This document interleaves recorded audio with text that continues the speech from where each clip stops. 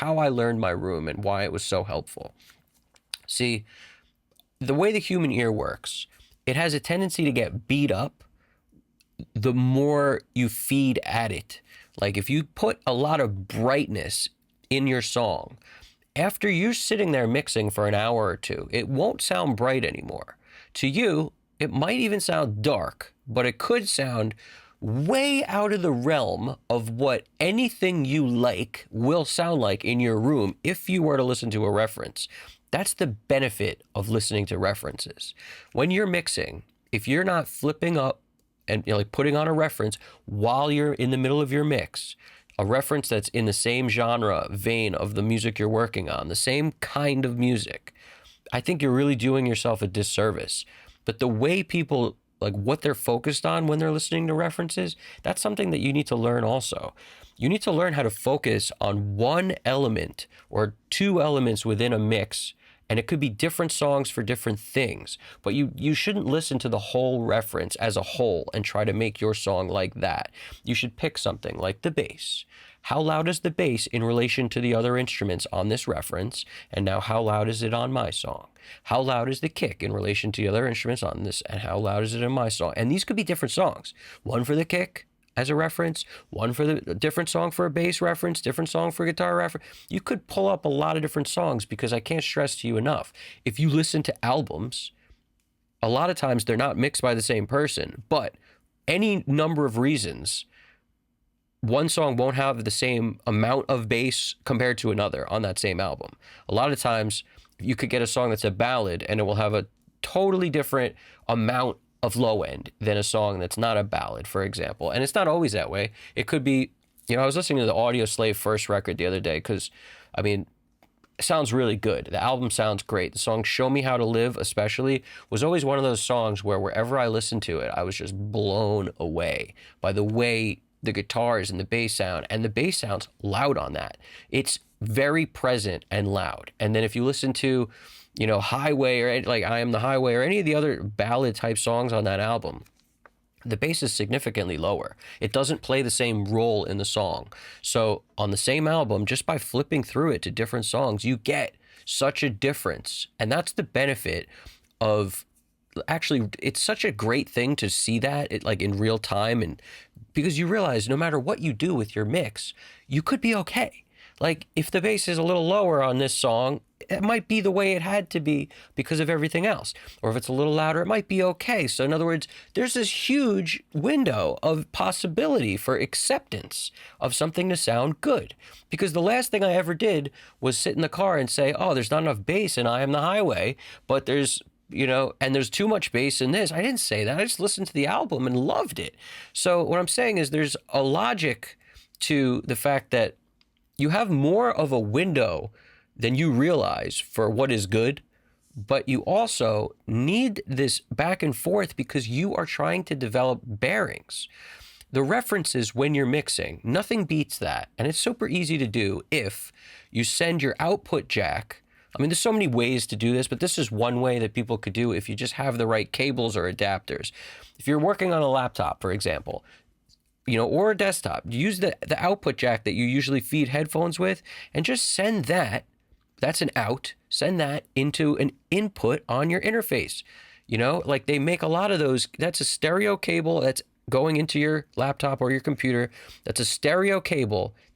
So one side is that little 1/8 inch, and then on the other side, you could, 2 XLRs, 2 TRS, whatever you can get, whatever cable you got. Doesn't matter how you get there, but that will feed your browser, whatever you're playing on your computer, that'll feed that right into your session. So you can basically make that input live and listen to that, on input monitoring, and then take that off and listen to your mix. And just, it's simple. Go back and forth while you're doing it. But what I'm saying is that's giving you a bearing in the middle of the mix. A lot of people do that. What I don't think a lot of people do is actually take a half hour or an hour a day and sit in your room and listen to the music you like. I think this is so critical. Listen to the stuff you think sounds good in your mixing position. Because what that will do, even if you just scroll on your phone, so many people need to get psyched up to work so that they're on shorts, they're on social media. if there's sound, mute it. And you could do that while you're listening to music and going through different songs at set volumes. Pick volumes on, your monitor controller, or however you listen, however you control the volume of that. Pick 3 volumes: super loud, normal listening volume, and then quiet. And for the most of the time, listen quietly and listen in the middle. If you want to hear bass, you may have to turn it up a lot to get where the bass is. But the point is not to blast yourself out, because I can't stress enough, once you've blasted yourself out, your ears go into protection mode, and then that's why you could sit there mixing a song that's way too bright and you don't think it's too bright, because you've already beat up any sensor for what it is to be too bright. You beat that up.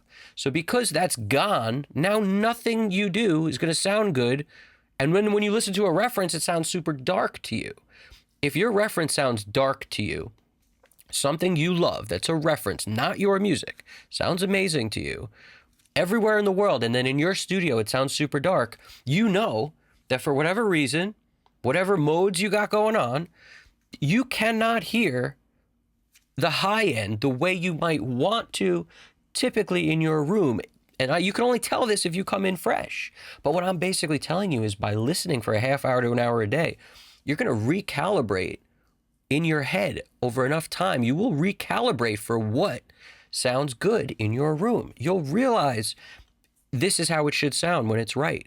And I'm telling you, if you come down fresh with fresh ears, whatever you think is dark won't be dark. It will be dark if you beat it up with brightness before you do that. And it's super easy to do, to beat it up with brightness in a negative way. All you got to do is mix loud. That's all you got to do. And then all of a sudden, now everything you just want to keep making it brighter and brighter and brighter. It's a very common thing, and a lot of people mess this up. That's why listening quiet and at a normal listening volume is so helpful. Joe Barresi listens super quiet, and he listens on the littlest, tiniest speakers, because if you can get it good there, it'll work everywhere else.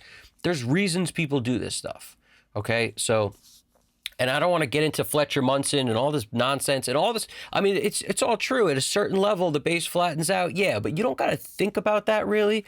What you got to do is sit in your position where you're listening and then just turn up stuff you like and make it sound good. But make sure you're aware that if it's too loud, you will be knocking the brightness off of your ears. And now you can't tell what's bright. So just knowing that, you'll err on the side of make a little lower, because that's what you got to do. And you basically pick 3 points and go to those 3 points, because that will help you with the bearings also. That'll give you a sense of, okay, I'm at my loudest point.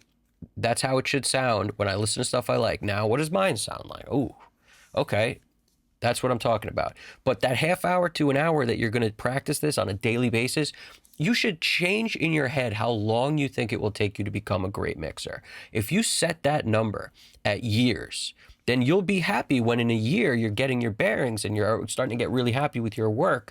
Now all of a sudden it won't destroy your insides and make you so upset when you don't get it right, and now again you don't get it right. It takes people years to get good where they can consistently deliver stuff that's amazing. So a way to quickly, if you want to speed that up at all, I'm telling you, get your bearings. If you don't have it, it's basically like flying blind.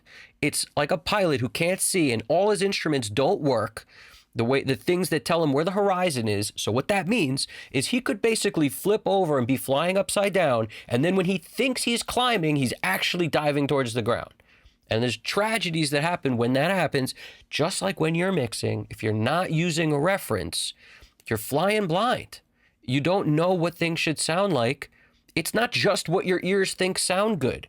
Every room has issues. Every room has problems, anomalies, all this stuff. And I don't really like the idea of EQing on the mix bus, like EQ the speakers to sound a certain way so that I don't like that idea. I just don't like it. I think it's way more helpful to let the speakers do what they were designed to do.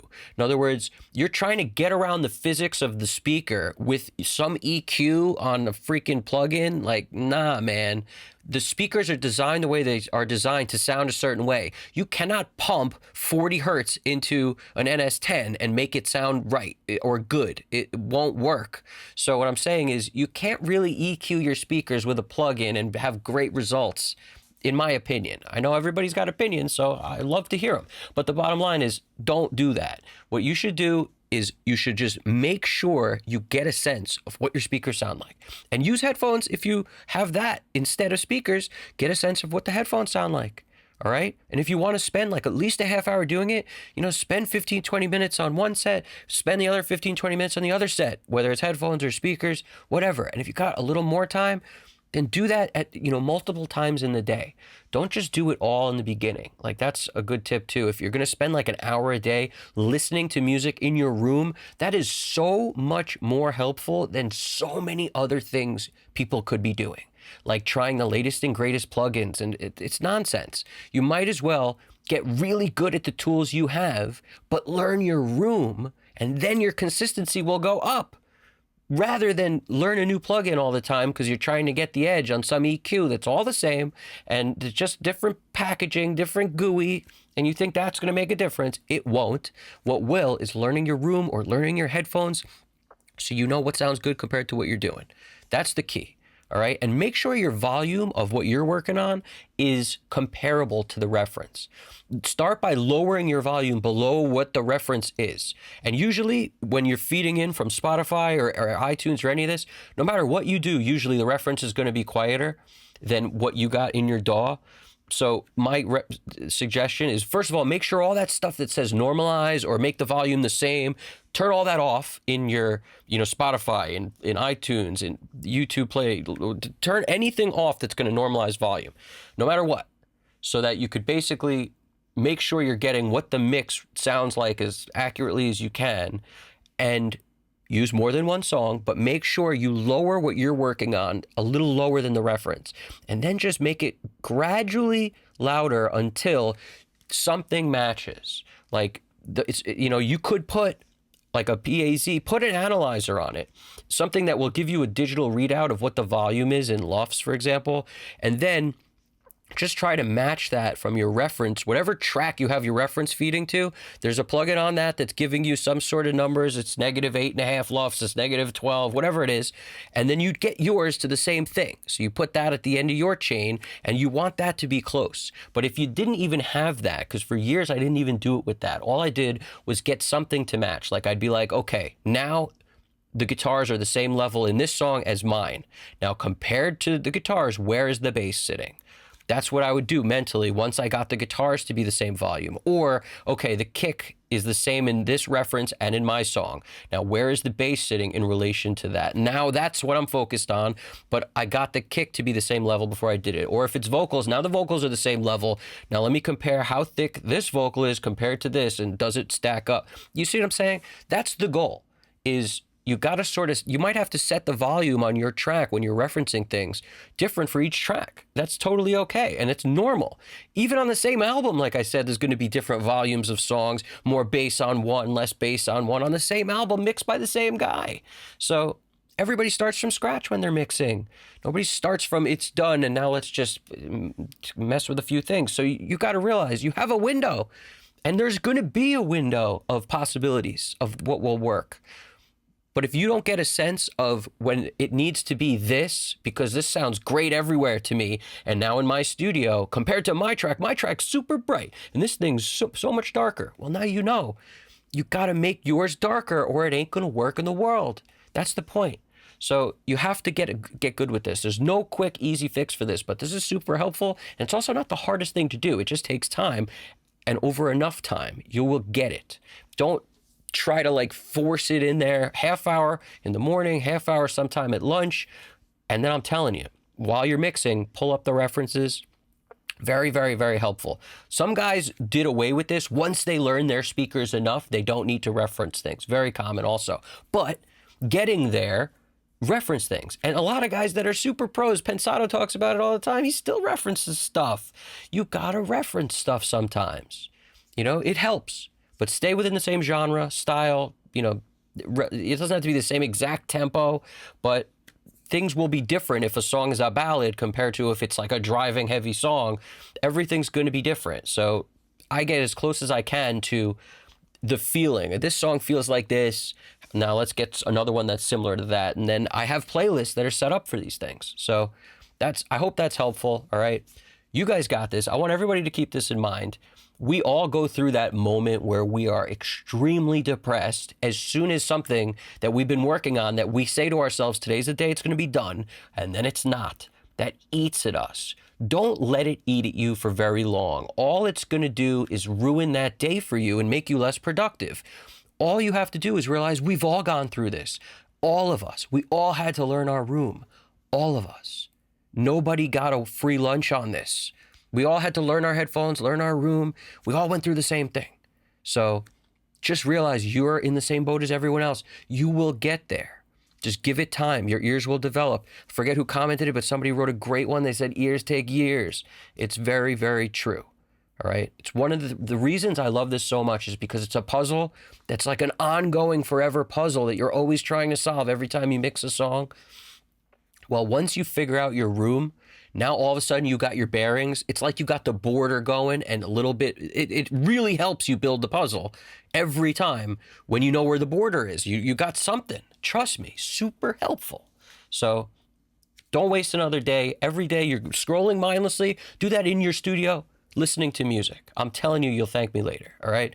Throw something in the comments. I'd love to hear what you guys got to say about it, or any other tips you guys have. Evan Jaffe Custom Cut. Hit the like button. Subscribe if you haven't already. I really appreciate it. I'll talk to you guys soon. You guys got this. Take it easy.